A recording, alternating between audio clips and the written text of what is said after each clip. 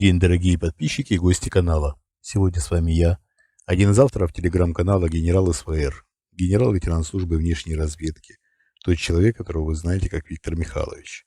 Сегодня у нас понедельник, 13 марта, выпуск промежуточный. Мы с вами обсудим те события, которые произошли за выходные, а также за сегодня, за понедельник.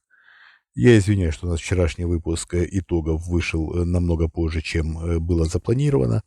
Это связано с техническими проблемами у нас, но проблемы уже решены. Да и сам выпуск мы записали, как вы, наверное, уже знаете, в воскресенье с утра. И просто долго не могли опубликовать по техническим причинам. У Сергея Жирнова он вышел немного раньше, у нас уже поздно вечером. Поэтому еще раз прошу прощения, что задержали.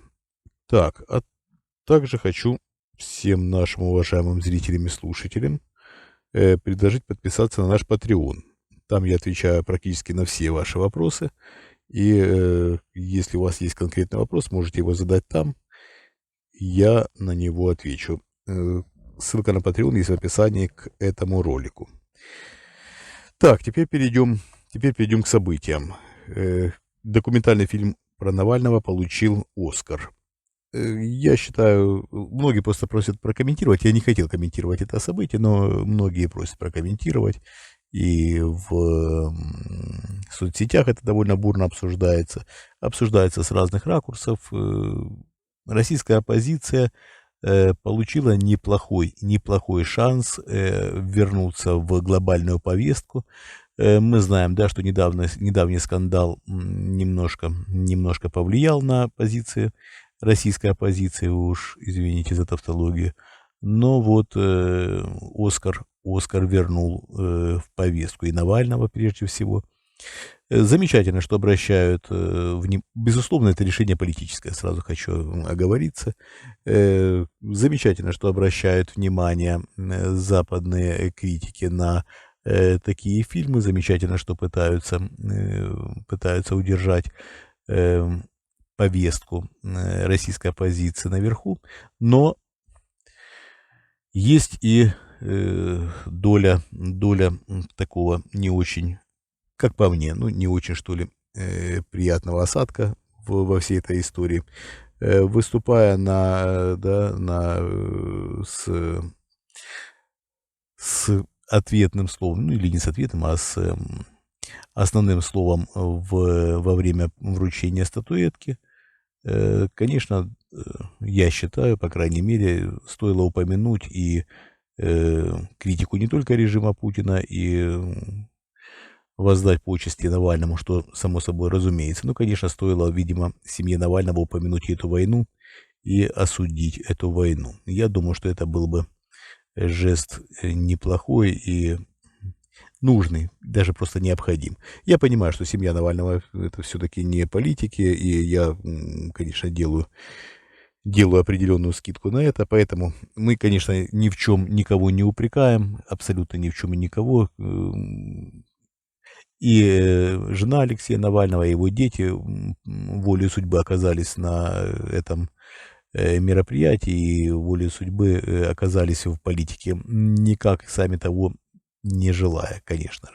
Алексей политик, я понимаю, что семья политиков все-таки, как ни крути, а в той или иной степени оказываются также в политических процессах, но стоит, раз уж такая ситуация, да, я уверен, что и семья Навального прекрасно понимает, какое зло эта война, не только и не столько сама война, сколько жертвы этой войны, стоило их упомянуть, и, конечно, это было сделать необходимо, на мой взгляд. Но, опять-таки, никого не критикуем, никого не виним. Давайте уметь прощать, уметь понимать, с пониманием относиться ко многим вещам.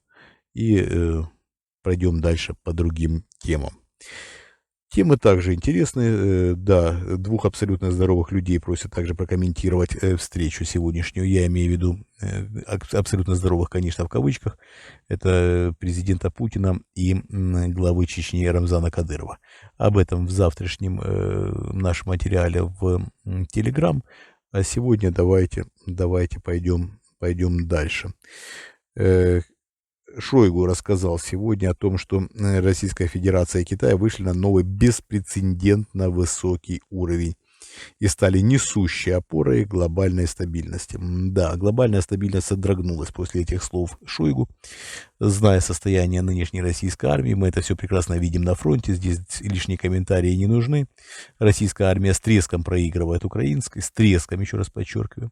Конечно, мы отдаем должное и вооружениям НАТО, и со стран НАТО, и помощи финансовой, и материально-технической со стороны стран Запада, и не только Запада, и стран, присоединившихся к поддержке Украины. Но, опять-таки, как ни крути, мы на начальном этапе имели дело с не просто спецоперацией. Да, ну давайте опять-таки сошлемся на то, как Путин пытался обозвать эту войну. Но ведь поначалу он действительно планировал спецоперацию. Это не должно было быть, это не должно было называться войной, не должно было быть войной по факту. Это должна была быть действительно спецоперация по быстрому захвату Украины. На это отводилось там 3-4 дня, максимум 5. И все планы должны были быть уже реализованы. Мы видим, что вторая армия мира получила, ну, в кавычках, опять-таки, вторая армия, потому что мы уже видим, что, конечно, это никакая не вторая армия, это глупость, получила мощнейший удар. Мы видим сейчас, что силы российской армии истощены. Путин сделал все возможное, чтобы убить российскую армию, чтобы истощить ее силы, чтобы сделать чтобы оставить страну без обороны. Теперь министр обороны, я понимаю, что критику его и со стороны ультрапатриотического лагеря, и, безусловно, со стороны либерального лагеря, уже за то, что эта война была развязана. И министр обороны остался без обороны страны. Это очень, конечно, интересно, и было бы, как я уже говорил многократно, очень смешно, если бы не было так грустно. Уничтожена практически полностью так называемая вторая армия мира, которая была в фантазиях Владимира Путина. И сейчас идет все к тому, что ближайшее контрнаступление украинской стороны, если, конечно, если когда оно свершится, и все зависит, конечно, от того, насколько оно будет удачным и насколько оно будет сокрушительным,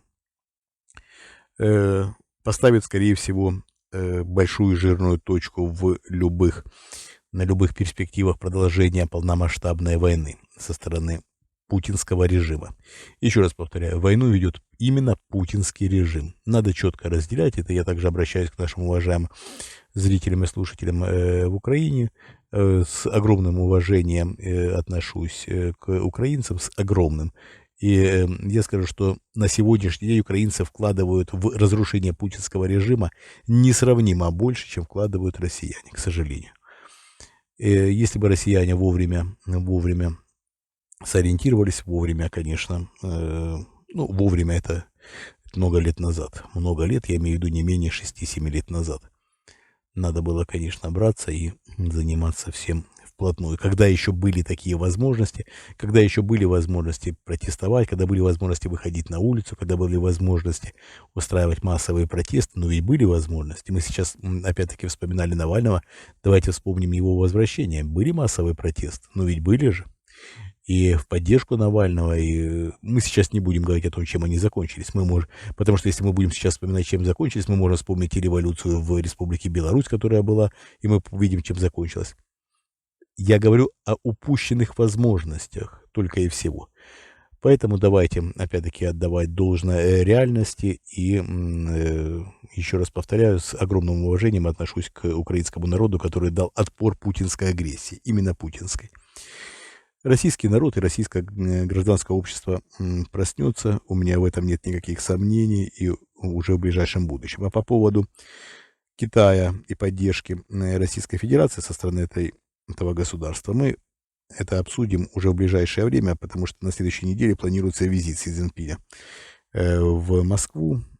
По результатам этого визита мы обязательно, конечно, обсудим дальнейшие перспективы. Я уверен, что ничего кардинально не поменяется. Ничего. Так, далее. МИД Российской Федерации заявил, что доллар это не более чем бумажка на доверие. Ну, наверное, так. Только вот рубль — это бумажка без доверия. Без всякого доверия.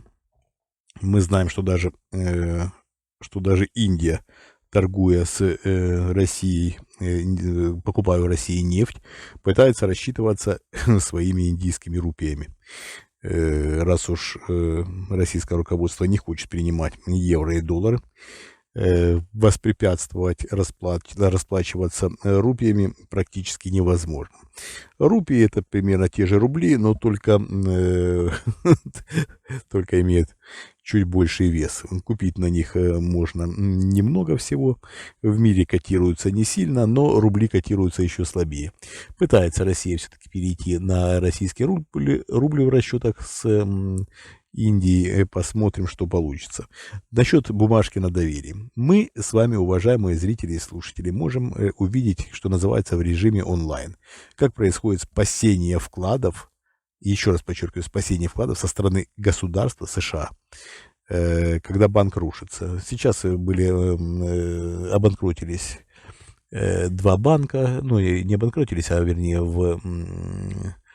вошли в режим, как это правильно называется, в финансовом секторе. Я, честно говоря, небольшой знаток.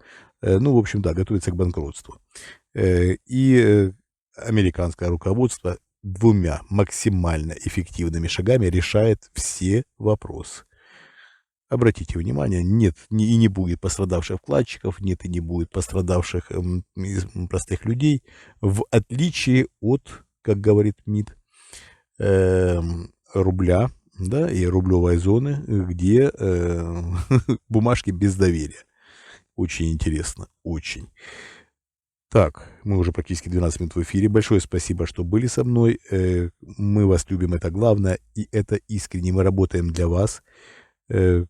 Если вы считаете нужно поставить лайк к этому видео, я буду действительно вам рад и признателен. Если напишите комментарий не менее 5 слов, также буду признателен.